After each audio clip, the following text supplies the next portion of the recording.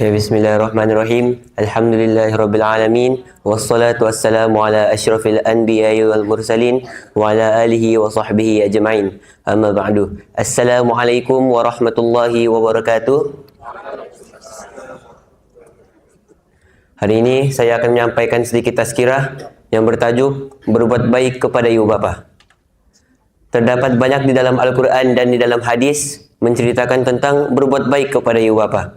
Di antaranya ada pada surah Al-Isra ayat 23 yang berbunyi, A'udzubillahi minasyaitonirrajim wa qada rabbuka alla ta'budu illa iyyahu wa bil walidaini ihsana imma yablughanna indakal kibara ahaduhuma aw kilahuma fala takul lahumu uffin wa la tanharhuma wa qul lahumu qawlan karima. Yang bermaksud, dan Tuhanmu merintahkan supaya tidak menyembah selain daripada Dia, dan berbuat baiklah kepada ibu bapa.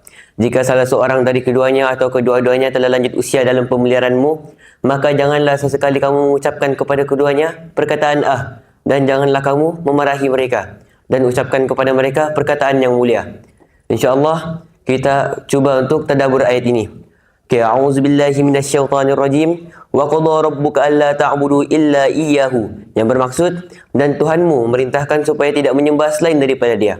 Jadi, di dalam ayat ini adalah satu arahan daripada Allah yang sangat penting kepada manusia, yaitu jangan hambakan diri selain daripada Allah. Tetapi, kalau kita menyekutukan Dia dan hambakan diri selain daripada Dia, maka kita telah melakukan kesalahan yang amat besar dan akan menyebabkan kita kekal di dalam api neraka. Kemudian, inilah masalah yang kebanyakannya ada pada diri manusia itu sendiri. Contohnya, dia sembah Allah, berdoa kepada Allah, tetapi pada masa yang sama, dia juga berdoa dan bersembah selain daripada Allah. Maka, perbuatan seperti itu adalah syirik, dan iman mereka sebegitu masih lagi tidak sempurna. Allah ingatkan hal ini lagi pada surah Al-An'am ayat 82 yang berbunyi, A'udzubillahi minasyaitonirrajim. Alladzina amanu wa lam yalbisu imanahum bizulmin ulaika lahumul amnu wa hum muhtadun. Yang bermaksud, orang-orang beriman dan tidak mencampur adukkan iman mereka dengan kezaliman, yaitu syirik. Dan mereka akan mendapat keamanan dan akan mendapat hidayah petunjuk. Kemudian, selepas saja Allah memerintahkan kita supaya tidak menyekutukan Dia dan tidak hambakan diri selain daripada Dia, Allah juga memerintahkan kita supaya berbuat baik kepada ibu bapa, yaitu wabil walidaini ihsana, yang bermaksud dan berbuat baiklah kepada ibu bapa. Apakah hukum bagi berbuat baik kepada ibu bapa ni? Apa hukum dia? Betul, wajib. Apa dalilnya?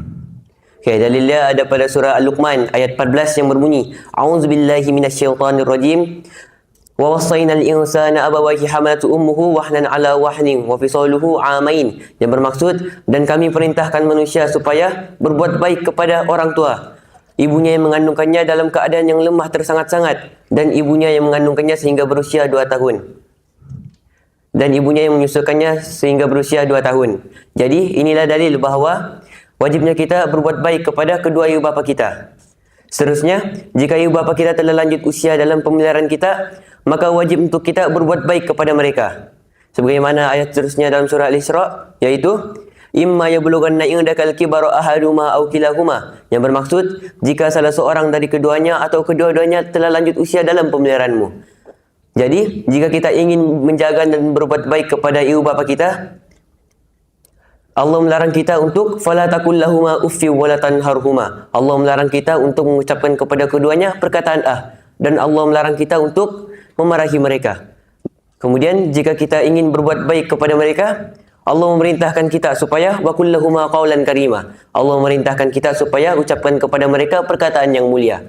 Jadi rugi sekali bagi orang-orang yang tidak ingin menjaga dan berbuat baik kepada ibu bapa mereka. Seperti mana disebut dalam satu hadis daripada Abu Hurairah radhiyallahu anhu, Rasulullah sabda, "Ragima anfu thumma ragima anfu thumma ragima anfu."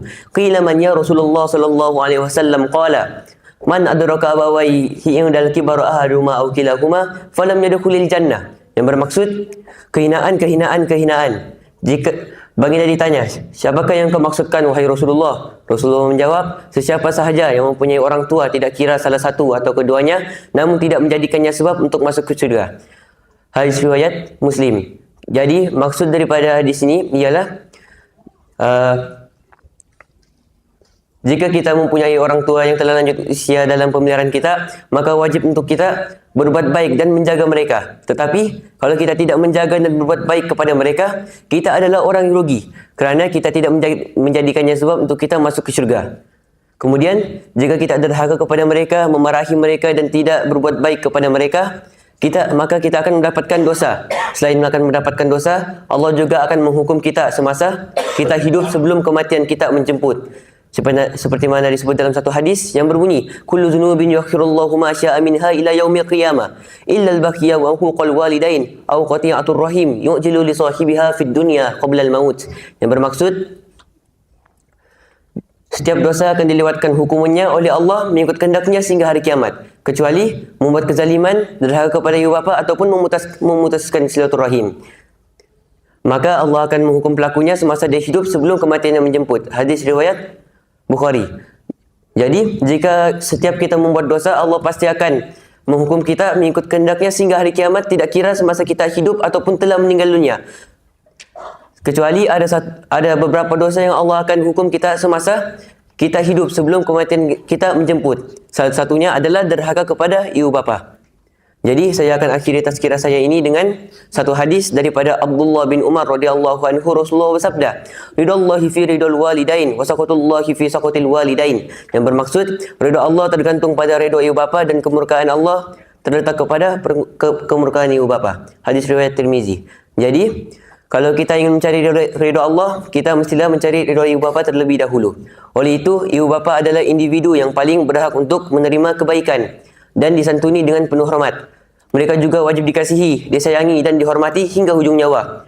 Justru anak-anak yang tidak dapat menyantuni ibu bapa mereka akan menyebabkan mereka dihina di akhirat kelak. Itu saja daripada saya. Semoga dengan tazkirah saya ini dapat memberi manfaat kepada semua, terutamanya pada diri saya sendiri. Assalamualaikum warahmatullahi wabarakatuh.